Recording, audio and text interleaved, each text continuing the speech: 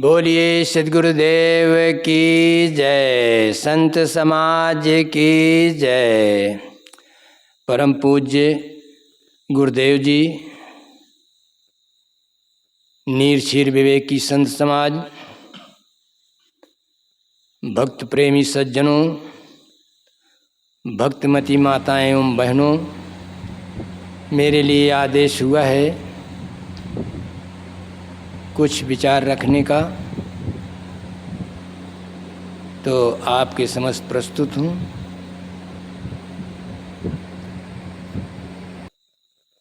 संत सम्राट सद्गुरु कबीर साहब का मूल ग्रंथ बीजक है। बीजक से एक साखी के माध्यम से कुछ कहने का प्रयास करता हूँ।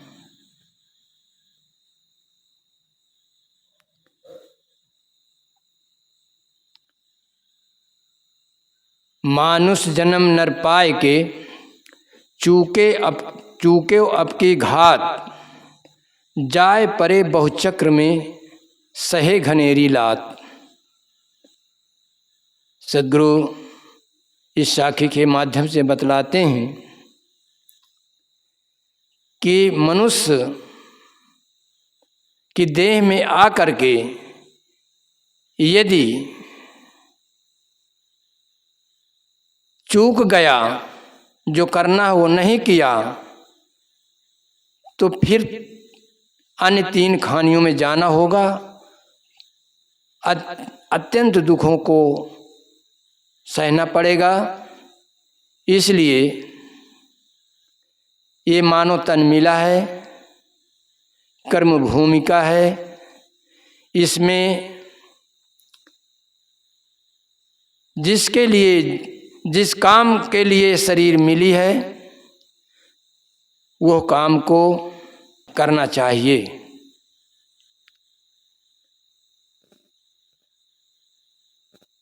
तीन खानी के प्राणी केवल भोग भूमिका हैं। मानव तन भोग भूमिका एवं कर्म भूमिका है।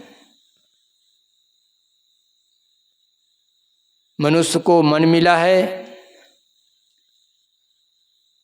विकसित मन मिला है। अन्य प्राणियों को विकसित मन नहीं मिला। इस मन के कारण आदमी आकाश पाताल धरती में हलचल मचा रखा है, इस विकसित मन के कारण।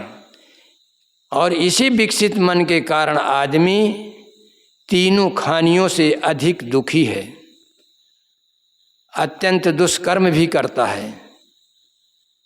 इसलिए सद्गुरु कहते हैं कि मानुष जन्म नर पाके, चूके अब की घात।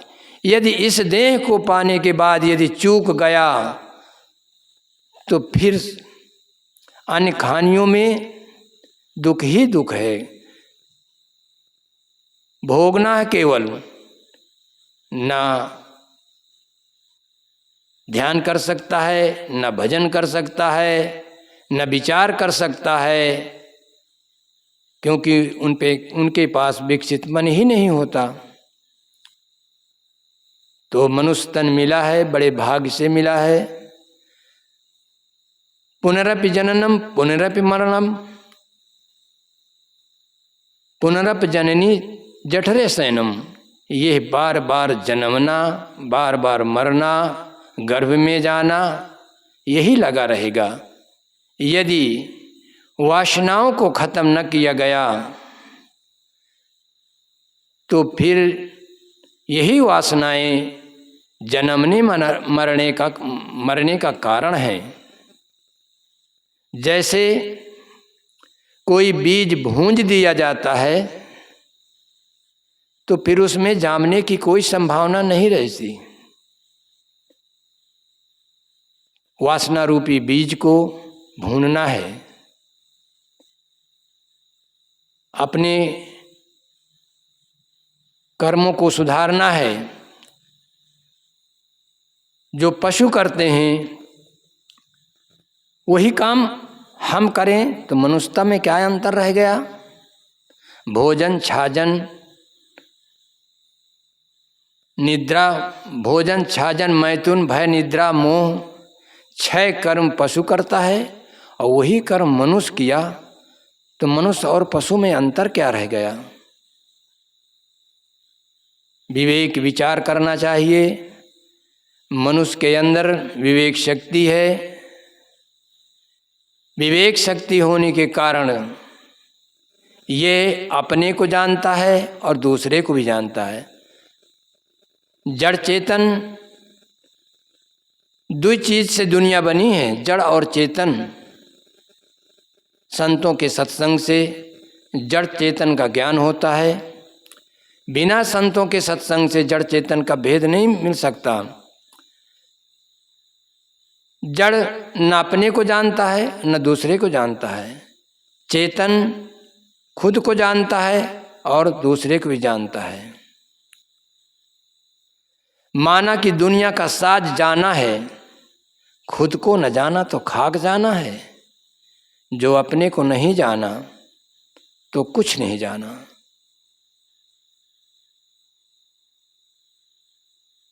उपभोक्ता अनुमंता च भर्ता भोक्ता महेश्वरा, परमात्मेति चाप युक्तो देह अस्मिन पुरुषा परा। यही है भोगने वाला, उपदृष्टा देखने वाला, अनुमान करने वाला, उपभोक्ता उपदृष्टा अनुमंता च भर्ता भोक्ता, यही भरने वाला भोगने वाला, यही ईश्वरों का महा ईश्वर है। परमात्मेति चाप युक्तो देह अस्मिन पुरुषा, परमात्मेति जो आत्मा में विराजमान चेतन आत्मा है, यही पर पुरुष है आत्मा। ईश्वरों का ईश्वर महा ईश्वर यही है। इसलिए हम इस देह में आकर के कर्मों को अपने सुधारोगे भाई, तुम पर जुर्म है न ईश्वर खुदाई। यदि अपने कर्मों का सुधार हुआ तो इसमें कोई रोक नहीं सकता, अपने कर्मों का फल अवश्य मिलेगा। इसलिए मनुष्य तन मिला है, सद्गुणों को धारण करके अपने कर्मों का सुधार करना चाहिए और इसी जीवन में अपने को कृतार्थ करना चाहिए। संसार तो सपनवत है, जो दिखता है ये सत्य नहीं है। यदि सत्य होता, जो बीत गया वो आज कहाँ दिख रहा है। इसलिए पल पल क्षण क्षण बदल रहा है, कुछ स्थिर नहीं है। लेकिन ये आत्मा पहले थी, आज है और आगे भी रहेगी। ये अजर अमर अविनाशी चेतन आत्मा है। इसलिए मैं अजर अमर अविनाशी चेतन हूँ।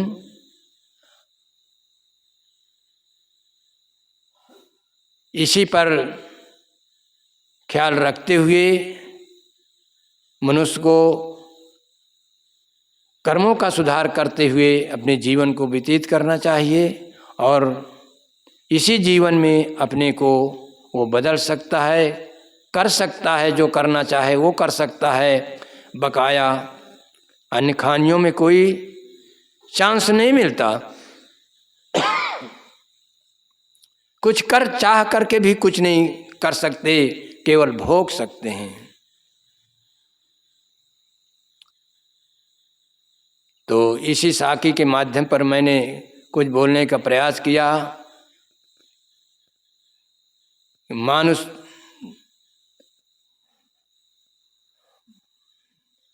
मानुष जन्म नर पाए के चूके अब की घात, जाए परे बहुचक्र में सहे घनेरी लात।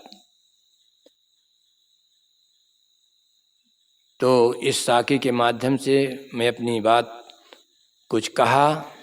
इन्हीं शब्दों के साथ मैं अपनी वाणी को विराम देता हूँ। बोलिए सद्गुरुदेव की जय।